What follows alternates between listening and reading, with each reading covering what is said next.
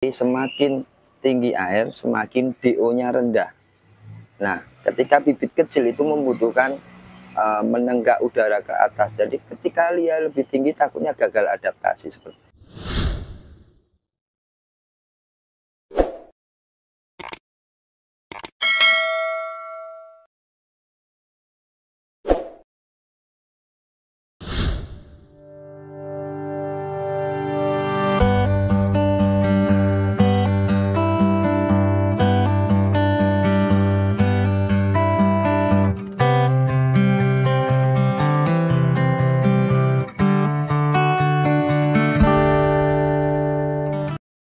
Ada pertanyaan dari teman-teman ya, khusus kolam pembesaran ini. Kita lihat.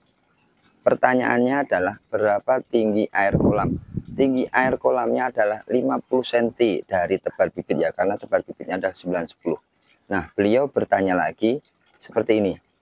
Boleh dijelaskan Om, kenapa 50 tidak 60 atau 50 up ya, seperti itu. Nah, saya juga jawab seperti ini. Nah, jawaban saya adalah tinggi air sekarang dari awal tebar sampai dengan sekarang ini adalah 50 cm.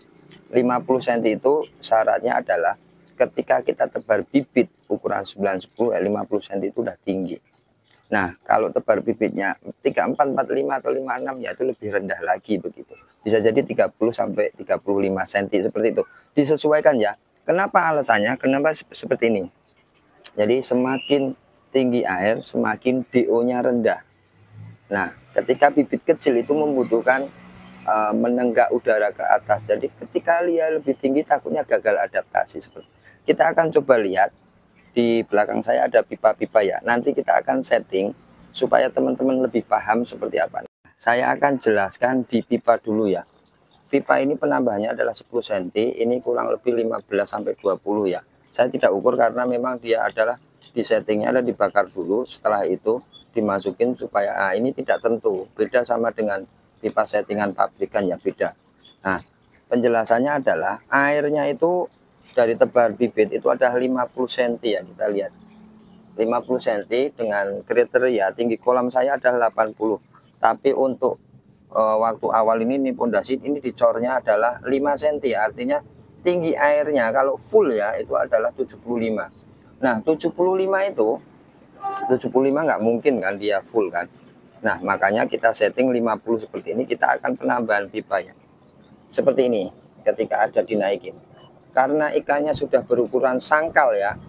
Artinya kalau sangkal ini adalah ikan semakin gede. Kalau ikan semakin gede, volume air seolah-olah semakin sempit seperti itu. Makanya ditambahkan air. Kenapa desain kolam saya waktu awal itu 80 targetnya, tapi aktualnya 75, enggak apa-apa ya. Nah, ketika disetting seperti ini, yang penting tidak lebih tinggi dari si bibir kolam.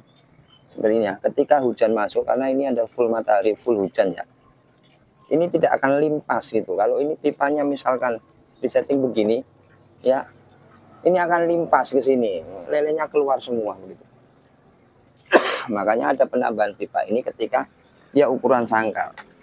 Saya jelaskan lagi, ketika tebar bibit awal itu kita katakan lagi bibit gede 8, 9, 10, 50 cm aman lah ya, supaya tidak gagal adaptasi. Tapi kalau tebar bibit misalkan ya ukuran 56 tingginya 80, kadang-kadang kolam bulat itu tingginya ada 100, diisinya adalah 80.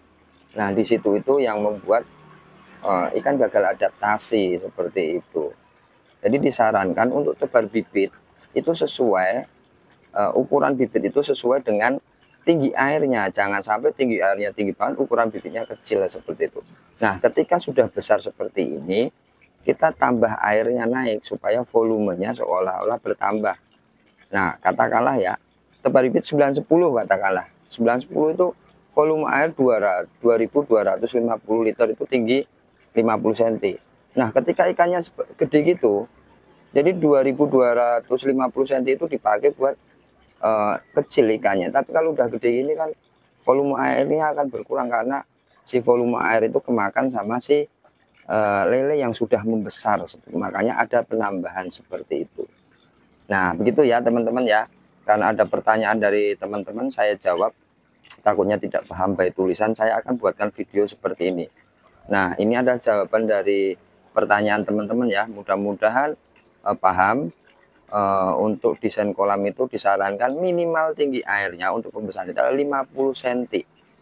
Boleh dipakai 100 boleh, tapi nanti di settingnya adalah ketika tebar bibit sudah remaja, bibit mau panen itu beda-beda seperti itu.